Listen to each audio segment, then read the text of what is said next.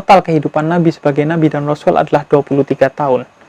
Jika dikalikan 365 hari, maka kita dapati 8.000 sekian hari kehidupan Nabi sebagai Nabi dan Rasul. Sedangkan yang digunakan untuk berperang hanya 80 sekian hari. Artinya, hanya 1% dari kehidupan Nabi yang digunakan untuk berperang. Sisanya, 99% kehidupan Nabi digunakan untuk dua misi. Yang pertama, menebar rahmat, dan yang kedua, menyebarkan akhlak.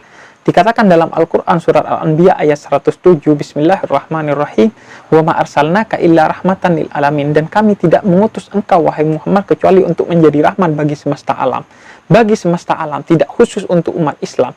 Nabi menjadi rahmat bagi manusia non-muslim, bahkan bagi binatang dan tumbuhan, sekalipun bagi benda-benda mati. Ketika Nabi diutus ke muka bumi ini, mereka semua mendapatkan rahmat dari Allah Subhanahu wa Ta'ala melalui nabinya.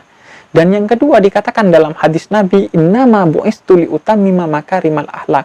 Sesungguhnya aku diutus untuk menyempurnakan akhlak, bukan mengganti akhlak atau membawa akhlak yang baru, tapi menyempurnakan. Artinya akhlak-akhlak yang baik di masa sebelum Nabi, Nabi pertahankan dan lestarikan.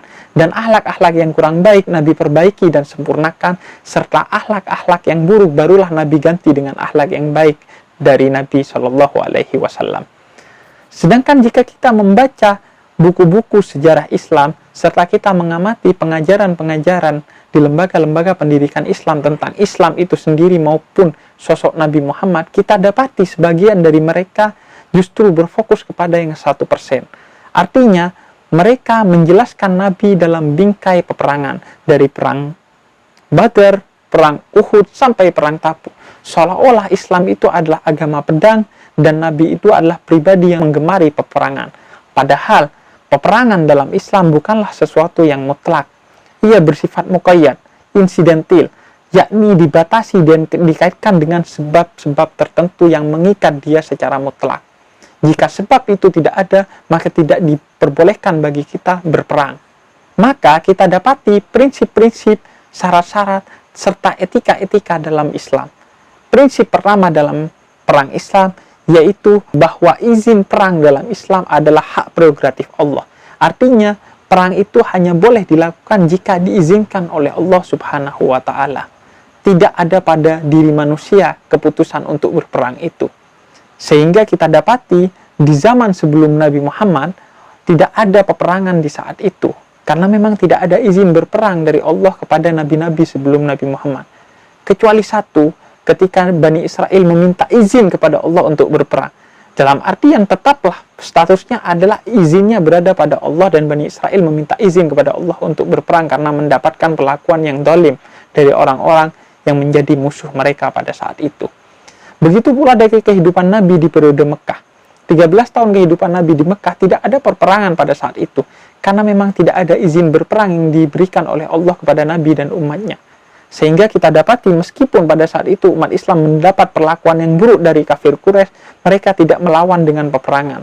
Melainkan dalam sebuah ayat dikatakan, dibolehkan bagi kamu menyembunyikan keimanan kamu untuk menyelamatkan jiwa kamu. Sehingga manajemen pertahanan pada saat itu adalah dengan diperbolehkannya menyembunyikan iman. Izin peperangan baru turun di periode Mekah, 10 tahun kehidupan akhir Nabi. Dan ketika Allah mengizinkan perang di periode Madinah itu, ada prinsip-prinsip, syarat-syarat, serta etika perang dalam Islam. Kita dapati prinsip, syarat, dan etika itu dalam surat Al-Baqarah ayat 190. Bismillahirrahmanirrahim. Wa qatilu fi sabilillahi alladhina yuqatilunakum wa la ta'tadu innallaha la yuhibbul mu'tadin. Dikatakan dalam ayat ini bahwa yang pertama, peperangan dalam Islam itu pada prinsipnya adalah bersifat defensif, bukan ofensif. Dia bersifat sebagai sebuah pertahanan, bukan untuk menyerang.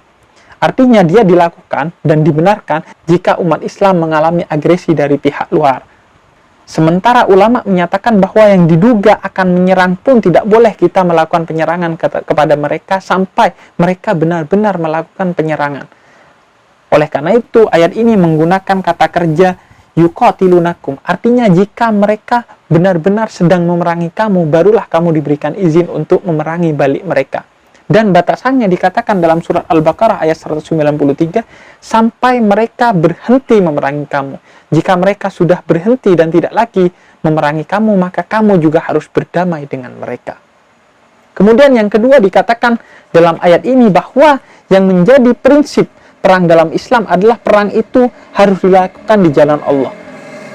Artinya ia bukanlah kehendak dari kita, bukanlah upaya untuk menebarkan permusuhan, bukanlah upaya untuk menumpahkan kemarahan yang bersumber dari nafsu kemanusiaan kita. Dikisahkan bahwa Sayyidina Ali pernah menunda hempasan pedangnya kepada Amr bin Abdiwud yang menjadi musuhnya di suatu peperangan karena Amr bin Abdiwud itu meludahi Sayyidina Ali.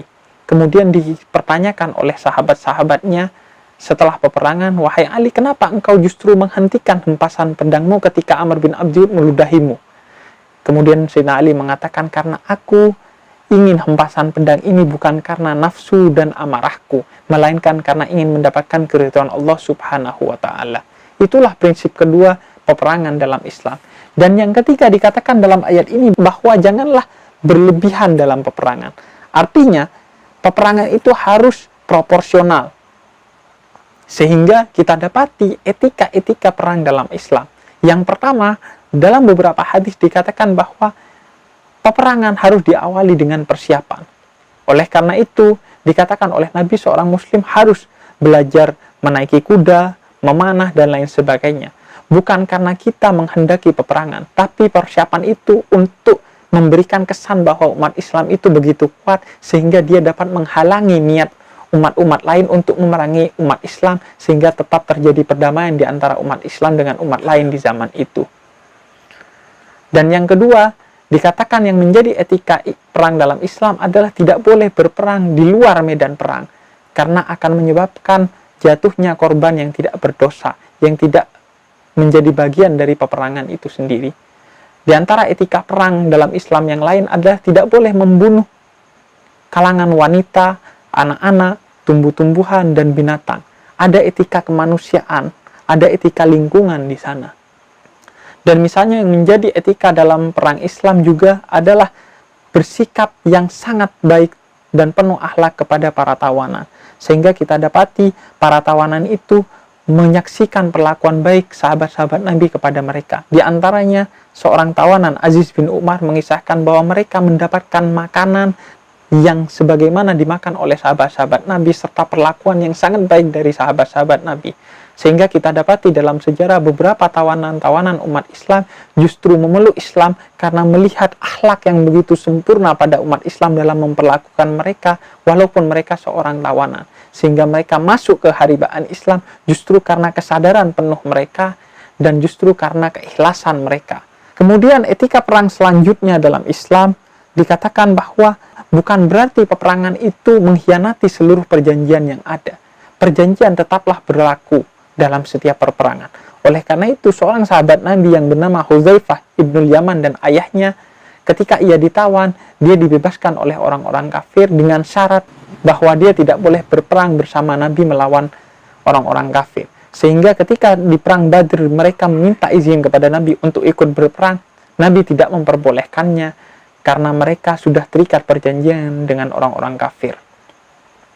Dan kemudian yang terpenting juga yang menjadi etika perang dalam Islam bahwa dilarang menghancurkan rumah-rumah ibadah maupun tokoh-tokoh agama lain. Artinya, dalam Islam, perang bukan dimaksudkan untuk sebagai media dakwah. Sebab dikatakan dalam Al-Quran, Bismillahirrahmanirrahim, La ikraha fiddin, tidak ada paksaan dalam agama. Agama Islam tidak menghendaki orang lain masuk ke haribaan Islam karena rasa takut dan karena mereka diperangi. Oleh karena itu tidak benar tuduhan bahwa Islam adalah agama pedang.